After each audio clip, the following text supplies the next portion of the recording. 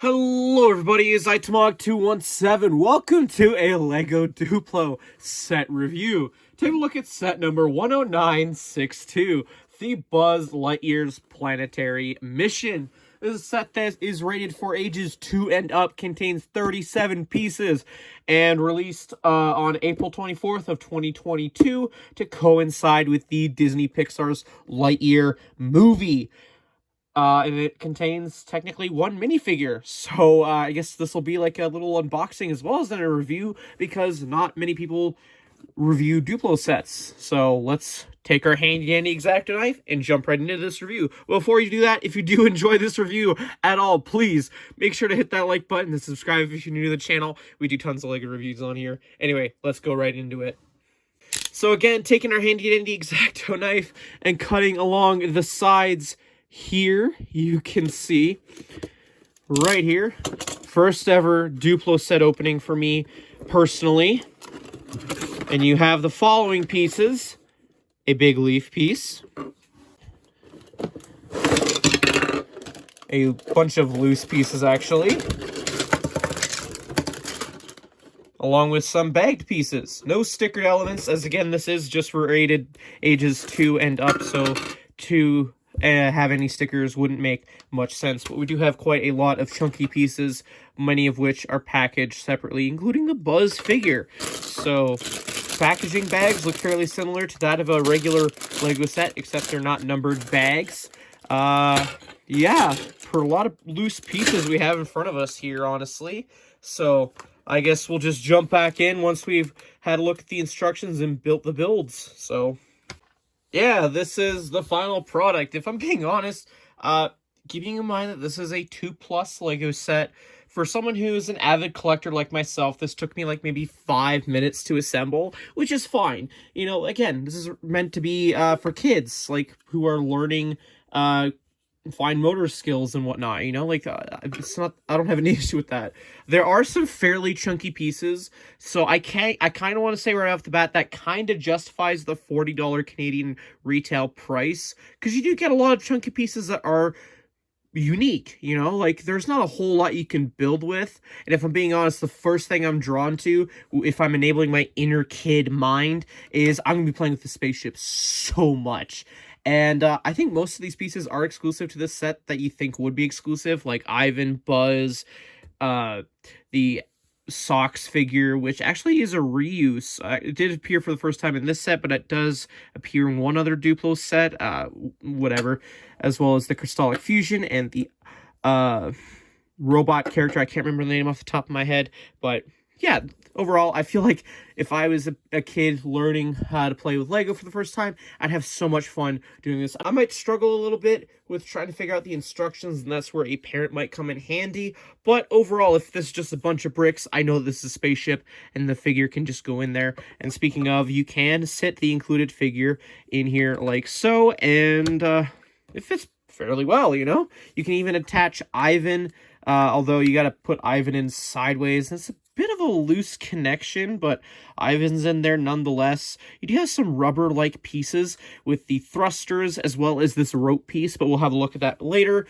And I guess you could even shove the Crystallic Fusion on there, which makes sense. It's a little wonky looking, but still, I can imagine swooshing this around so much. You can probably play around with Socks. The clutch power on this is honestly really well for a set like this. Again, I've never messed around with Duplo in the past, so this is like my first impressions, guys. You do have a little door you can open right here if you want to store away the Crystallic Fusion brick if you want, or maybe it could be like a little cat house for Socks. It's really kind of up to you, although Socks doesn't really want to go in there. Oh, there we go. You can close the door. Bada bing, bada boom. There are some plant pieces throughout the build, which makes sense because it's supposed to be Buzz Lightyear's Planetary Mission. This doesn't look like anything based off the movie, and honestly, that's fine by me. Again, you do have a rubber piece right here, which I'm not sure how that would engage with kids, honestly. I can imagine them wanting to chew on this. That's just me, though. Maybe. Who knows? There's a door at the back if you want to have back-in access for this little compartment, I guess. So, that's cool. Bit of a part reuse, but I have no issue with it. overall. And the only issue I guess I really have with the build is the little satellite over here. The clutch power doesn't really want to stick with this one particular piece. Overall, the clutch power is really good. Like, if you could tell, I really had to, you know? So it's really cool. Overall, again, first impressions with Duplo. So, yeah, I like this. Like, I bought this as, like, a joke, and I really wasn't expecting to like this.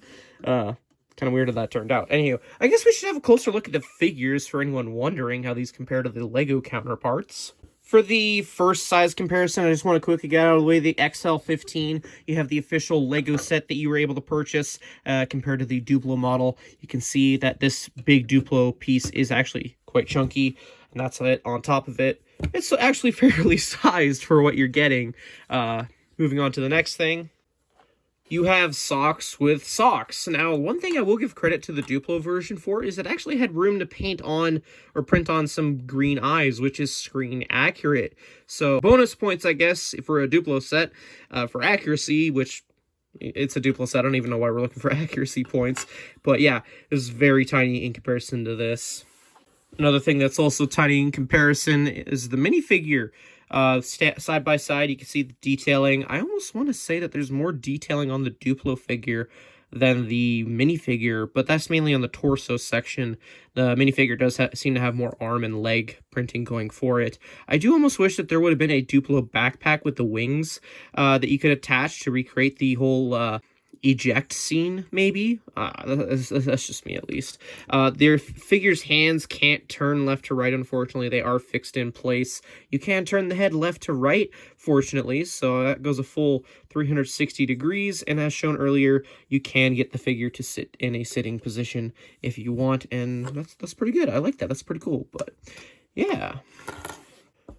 And our last size comparison is the Eric robots, which have some printing differences. This one seems more like a medical robot compared to a science robot, so that's pretty cool. And Duplo Eric is made up of 2 pieces, so there's still some building with that, as well as with the official Lego one. Now, for those of you who are avid Lego collectors and never touch Duplo like me, this is what a Duplo piece of instructions look like. It's very straightforward. It tells you to assemble the characters like so. There is no progress bar, but it's very, very simplistic building instructions because, again, you are dealing with some very chunky pieces. Again, I can see how there would be some help from a parent, possibly, but it does also advertise some other Duplo sets from Disney properties or just Lego's original IPs, and then you just have advertising for the Lego Duplo World app. So, not quite sure what that's about, but pretty sure that's a lot of Duplo-themed things. You do have a parts listing, I guess, if you do miss a piece or one of them gets broken or anything of that sort. And then just there's a win at the back with the red Duplo bunny. Pretty cool. Overall, for a set that retailed for 40 Canadian dollars, I honestly was quite shocked that I liked this more than I thought I would. For a Duplo 2+ Lego set, I can definitely see where the value in this is compared to a regular $40 Lego set. You do get a lot of chunky pieces, especially ones that are exclusive just to this set. I keep going back to that XL15. It is so fun to handle. This is coming from an adult collector. I honestly quite like this. It's weird. And the Buzz figure is pretty cool too. I don't know. I don't really have any nitpicks with this, really, besides the clutch power on that one brick.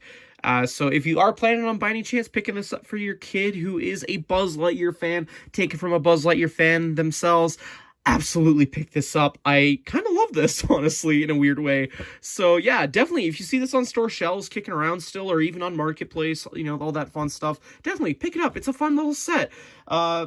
Surprisingly. That being said, yeah, I guess that wraps up this interesting review. Let me know your guys' thoughts in the comment section down below. I'd be very interested to see what you guys have to say about this. Anyways, guys, I think that concludes today's review. Again, if you did like the video, hit that like button and subscribe if you want to see more content like this. I'll see you guys in a future video. Bye-bye.